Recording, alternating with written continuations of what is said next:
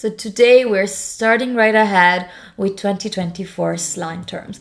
Let me know by the end of the video how many did you know, because they're so frequent. I see them all the time. Brat is probably one of my favorites on this list, and I have already filmed an entire video about it, so you will have an entire explanation of what brat means. To simplify, to make it very simple, brat is a negative expression in standard English. It's a way to describe a childish person or a child who doesn't behave nicely, who can't behave. You're a brat. You don't listen to your tutors, to your teachers, to your parents.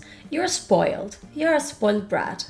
But thanks to this woman especially, and to her new album and her branding, brat evolved so much this year. It's incredible. Confidently rebellious, and we can also say somebody who doesn't actually belong to a group, somebody who stands out, somebody who likes to go outside some fixed lines and thinks outside the box, acts outside of the box, we can say. Somebody who is playful and bold, and somebody who is not sorry for it, is quite often considered positive.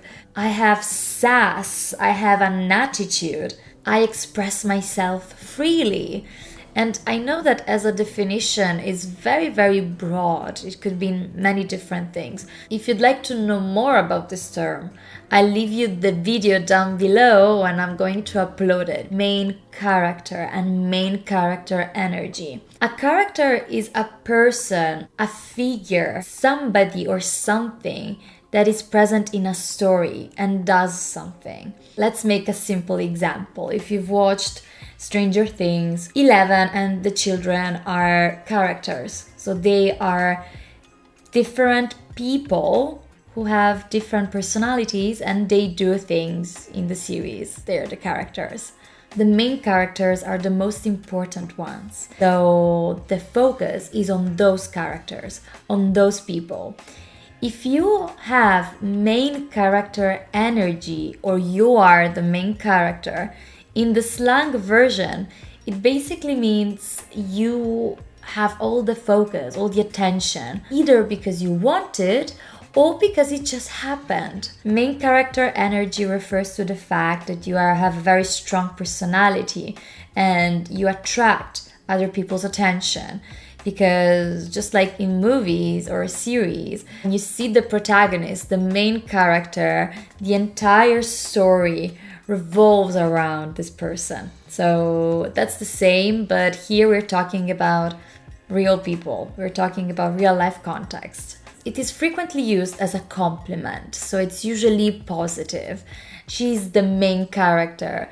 She has main character energy, or he has main character energy. Menty be is a way, very funny way, to talk about something negative. Menty be, it's a playful way to say mental breakdown.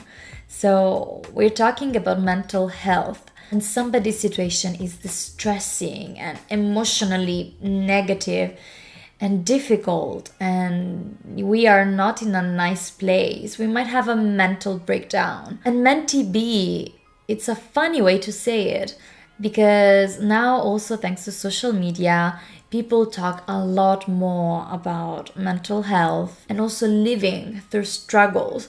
People talk about it probably in an easier way. It's so much more frequent to talk with people about mental health. It's so much easier. This is probably also the reason why in language we simplify very difficult matters now, also through language.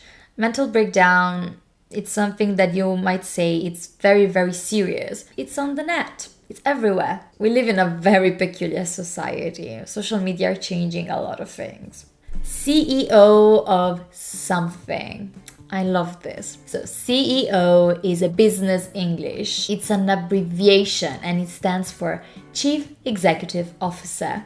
So somebody who is basically the boss, if we wanted to make it very simple. for example, of a company. When we say that somebody is the CEO of something, it means that that person is extremely good at that. It's so good, is well educated, or is just very skilled. It could be anything. So for example, you could be the CEO of getting in time even when you wake up late. The CEO of drinking coffee. The CEO of teaching languages. The CEO of multitasking, for example. I like to say very often that I'm the CEO of clowns because my life feels like a circus. It's so strange sometimes. So I like to say it, and it's a slang term that you can use freely. You could have a very bad day and say, I'm the CEO of bad impressions or the CEO of flops today. So it makes actual sense. Okay, boomer. Can you believe that this is on the Cambridge Dictionary? I was looking for a way to express the concept of okay, boomer, and I found it on the Cambridge Dictionary. What a great time to be alive, honestly, it's so cool. And this is to show you how important slang is. An expression like okay, boomer has been included by an authority such as Cambridge itself into a dictionary. It is an expression we use generally with older people because it's meant to be used especially by Gen Z and millennials especially.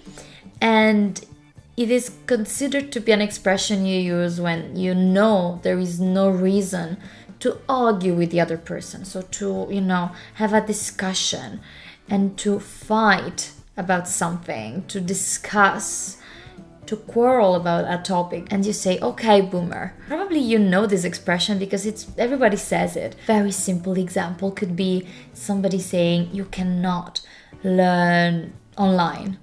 I might say, okay, boomer, whatever. For real. For real has a real meaning when you consider standard English. If something is for real, is something that happens in real life. It is something that truly happens, something that is anchored to reality. For example, they are friends for real, or they are brother and sister for real. But in the slang version of it, it is very frequently used to say, are you serious? And very often it could be a question, or it could be also an affirmative version of it.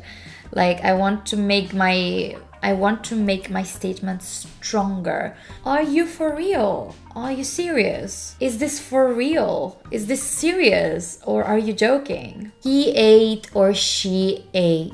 You won't believe how many times I saw this slang term towards the beginning of the year, like January, February. It wasn't very popular. I mean, in Italy at least, I could not find people using it. Let me tell you, at the beginning, I didn't understand when people said, oh, he ate. I was like, what did he eat? What do you mean? When you do not live in an English context, sometimes you see slang online, like that's the only way you can encounter new terms and new expressions. And I was like, what does it mean? Why do people eat now stuff? And it took me some research at the beginning, and now it's so popular. It would be insane not to know about this. But at the beginning, I didn't understand. This is a slang term which is also very peculiar because it's always used in the past simple form. It's a way to say she slayed, he slayed. Like, they were so successful, for example, in a discussion. I might give a presentation, and after the presentation, a friend might say, you ate. So the presentation was so cool. You did the best of the best that you possibly could. So it's very informal, but it's so cool, and it means that somebody is just doing something very well. To be dead. Or even this emoji over here, this is so frequent. if you don't know about this, it can be problematic when it comes to communication. I'm dead. It means that I'm laughing so much. I basically died out of laughter. Or for example, if somebody posts a meme or something funny and you post this emoji, it means that it's funny, but probably in a darker way, but it's funny. It's a positive emoji, usually. It's a positive one. The dark emoji is like, I shouldn't be laughing probably, but it makes me laugh so much. So you just share the skull and that's it. Maybe it could be something embarrassing. Maybe by mistake I said something cheeky in front of a teacher, and the friend might answer with the different skulls. So this person is laughing at you, but at the same time is like, Or this person could say, I'm dead. I've been laughing so much. I laugh a lot. It's so funny.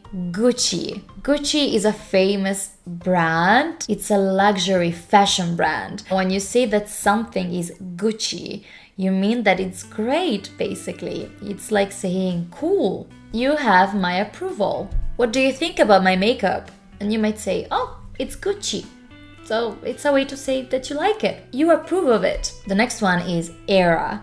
When we talk about this term, it's about a period of time. And this is a very standard term. But in the slang version of it, we're talking about a period of time of your lifespan. So for example, I am living a period of my life in which I am very successful. I am doing everything. I am grinding. I am earning more money. I'm truly putting in all the effort that I possibly can. So I'm in my grinding era. So I'm in the era where I work a lot. I'm in my villain era. Is one of the most frequent ones I have seen recently. So villain is somebody who is the negative character, a negative character, probably the antagonist of a film, of a show, of a story. In this context, very frequently we say I'm in my villain era. It means that I am reacting to a lot of the negative things that have happened in my life. Maybe people treating me poorly, maybe I had a lot of bad luck, and maybe I had bad experiences, and work hasn't been nice, money hasn't been good.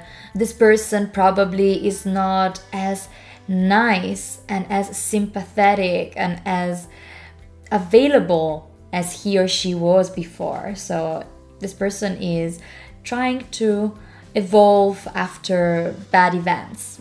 This is the potential meaning. I'm in my healing era. It means that I'm trying to heal after some trauma or after negative experiences. I'm trying to give more time to myself, take care of my mental health. So era here is indicating a period of time in my life. And there are some common characteristics, some common features. It makes it feel like a very specific moment of my life. So, yeah. And I kid you not, I also went recently to a fair and one of my friends got this for me. And this is the perfect example of era. You're not ready. If you like tarots, you'll like this one. I mean, it doesn't focus, so I'm going to probably share, it's not focusing. Share this probably here. This is so accurate because I am in my teacher era. I hope it lasts long. The funny thing about slang is that you can find it in everyday life. It's not something that you say, oh, I learn it and then I never see it. Especially if you're on social media, here on YouTube, on TikTok, on Instagram, you see it all the time. That's why I want to keep posting about it, because this is so important for, communication and also to understand keychains, apparently. SMH stands for shaking my head. I always have to pause when I say this because in my head, I don't know why I mistakenly remember so much hate. but it's not so much hate. It's shaking my head. Shaking my head. So when you shake your head, you do this. So disapproval. This one, I see it seriously every day on comments and posts. This is what they're doing. This person is expressing frustration, disapproval. I don't agree with you. Or something is not good. I don't agree. I don't like it. I'm not following this. Rent-free. Rent-free is so cool because rent is the amount of money you pay, for example, to live in a house. So I'm renting a house, I'm renting an apartment, a flat. I'm basically paying some money and I can stay in that place. The most frequent thing you can hear with this slang expression is this song, this episode, this thing lives rent-free in my mind, in my head. Basically, it means that you constantly think about this. So it's rent-free and it's always here. Someone or something occupies a significant space in your head, in your thoughts. There is a song you listen to on repeat, and you might say, this lives rent-free in my head. This song lives rent-free in my head. I can hear it even when I'm not listening to it. I think about that song the entire day. Then we have something that I don't really like when it comes to this concept. I'm also going to film a video about this because I want to go more in depth about this topic. And they are two expressions. They are connected by one term. Bad rot or brain rot. Rot is when something goes bad. When food rots, you can't eat it anymore because it would make you sick. So it's just becoming too old to eat, too soft, and you just cannot eat it. And the reason why I don't like these two expressions is because they are negative and they're connected with humans. When we bed rot, we lay in bed because we don't know what to do. Maybe because we are tired. It's usually connected with the idea that we are left idle and inactive, and we maybe scroll on social media, or we just don't do anything that would be beneficial to us. Very frequently, it's not about resting. Or it could be out of boredom, or it could be doom scrolling. So we keep scrolling a feed, social media, anything, just because we are so engaged into it and we cannot turn it off. This could also be positive in the sense that I've been working very, very hard the entire week. I decided to bed rot in the morning. So it could be just the idea of I wanted to take a rest. I wanted to relax. So stay in bed and do nothing. So in that context, it could be positive. Whereas brain rot is only negative. It can't be positive. Brain rot is very often connected with the shrinking of our attention span. And basically the idea that we are ruining our brains because of social media, because of the internet, because we can't engage in some activities like we did in the past without technology, without this type of technology. Our brain is just getting worse and worse. That's the idea. So it's like it's rotting. It was good. It was, in its prime. And then because of short content, because of social media, because of what surrounds us, we are creating an environment that doesn't help our brains, our cognitive skills, but on the other hand, makes them worse and worse, and they keep deteriorating. Brain rot. There you go. These were the slang terms. Let me know what you think about these, and I truly hope you learned something new today. I'll find you here in the comments. I'm very curious to know how many did you know, and I'll see you very soon with a new piece of content. Bye!